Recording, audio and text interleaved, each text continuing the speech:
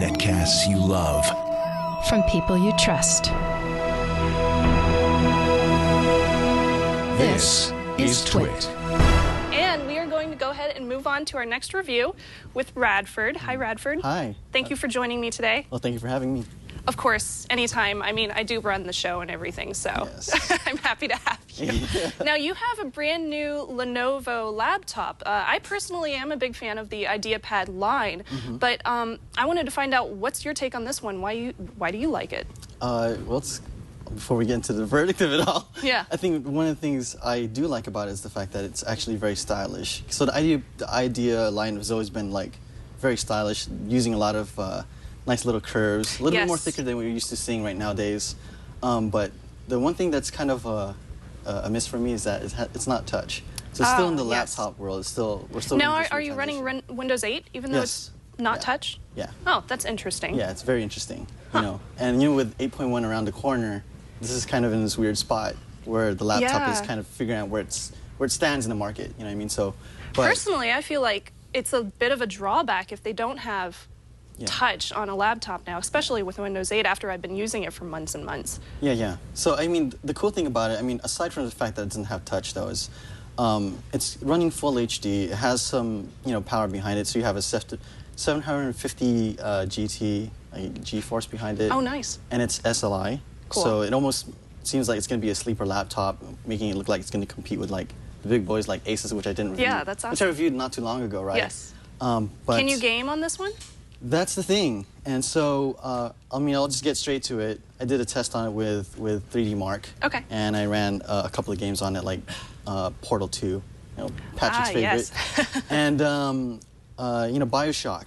But it did struggle, so which is kind of somewhat misleading, but again, we're looking at a 750 versus a 760 or 770. And of course, they're not toting this as a gaming laptop either. They're toting it as like a multimedia, high-end laptop. Right. So as a high-end laptop, I mean, it's kind of right there. I actually have some specs right over here where they talk about it. Okay. We're at least on the 3D Mark, and it says right now it's about, 10% of all results. You probably can't see this right now because it's just too small, but at some point, there you go. So it's 10% better than all the stuff that's been, I guess, running 3D Mark 11. So it's a little bit slower than your standard gaming laptop. Take down the brightness just a little bit for us. You could just do this. Yeah, maybe the brightness is a little too bright.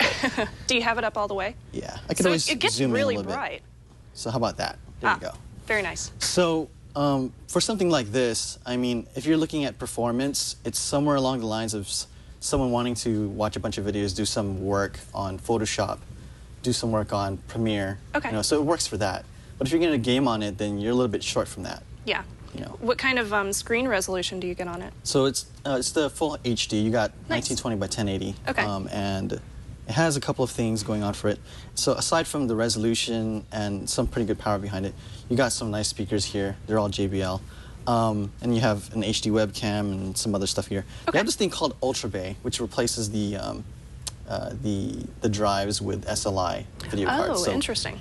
You'll feel a little bit of the heat on the side from here. You feel that? Oh yeah, you can feel it coming out just a little bit. Yeah, you'll feel it a little bit more as you're working with more like CPU-intensive applications like Premiere and Photoshop. But I mean, for the most part, I mean, this is what it's for. Yes, that's true. Now, speaking of Photoshop, it's really important that you're able to use the keyboard and the touchpad really, really well for those programs. Do you like this keyboard and the touchpad? So the keyboard is actually pretty nice, and it's a full keyboard along with some cursor keys here. I don't know if you guys can see this, but it's the number pad is actually nicely placed. The keys are a little bit smaller than what I'm used to because there's a little bit more spacing than what I'm used to seeing with other laptops. But the cool thing is it's backlit, like you expect from other laptops. And then you have double gesture based, so you have multi-touching on your trackpad, so that's cool, right? So, but it still doesn't get away from the fact that it's in this weird spot where it's a laptop and then Windows is in this transition of going to touch, and Lenovo is like in this weird space where it's like, well, this is a good laptop and you provide a lot of value for the dollar. Yeah. And I think for the most part it does provide it, but it's in a weird situation right now. Yeah. But it runs Haswell, so Oh, that's good. So, are you running a i5 or i7? It's i7. i7, yeah. okay, great. So when you're, at least for most of the apps that I'm running on here, it lasts for at least 6 or 7 hours. Oh, wow. And when you're running a game or anything like that, something that's intensive, then you're looking at 3 or 4 hours. Yeah. So. That's not bad. Yeah, as well as doing its job. You know? Yeah. Outside of that, aesthetics-wise, you know, it's kind of a fingerprint magnet. Yes. So I mean, when you're I did notice that on your trackpad. Yeah, when you're dealing with like aluminum, you know, brushed aluminum, it's kind of like, you know, you kind of get that feeling that you're going to have some kind of touch. I mean, if you could see this right here, here's a little bit of the, oh, yeah, I see that. Yeah. But I mean, that's not too bad, though. Yeah, it's not really that bad. And if you're okay with just kind of wiping it down, then it's not really much of a con. Yeah, you know? And you're not going to get any problems with your screen either, yeah, since yeah, it's yeah, not touch. Pretty much. Yeah, that's a big So thing I guess you could look at that as a pro. Yeah, it depends on you know how you look at it. So other than the i5 and the graphics card, what else do you have on the inside? What other specs? Well, they have this thing always on USB, so if you connect something onto it, even if the computer's powered off, you can actually connect your, you know, your smartphones or your tablets to power them on. Ooh. So it's kind of nice. Yeah. And it's also the same way when there's still power inside the laptop. You can have it disconnected from the adapter and still have power at your laptop. So it almost acts as like a second battery. But that's cool. Yeah. But other than that, the performance is pretty decent.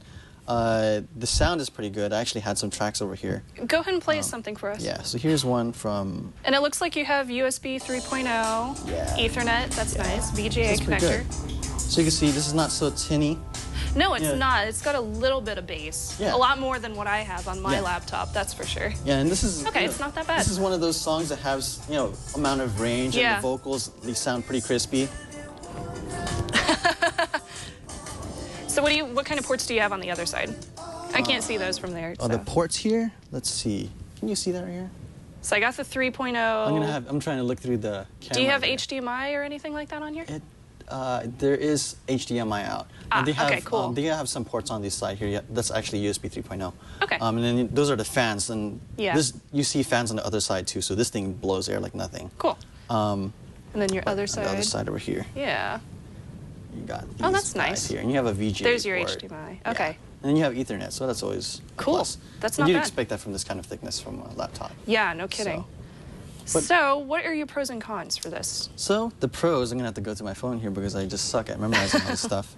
And I have to unlock it because I suck. So the pros, I give it, it's a great value per dollar. It has a clean design and it has some nice multimedia features. And the price is under $1,000? It's for at least the for where it starts, right? Yeah. And then it tops off at the 1,200 area. Okay, yeah, that's not bad at all. Yeah, that's not bad at all. You know what I mean? But again, I keep talking about where it stands in this whole marketplace.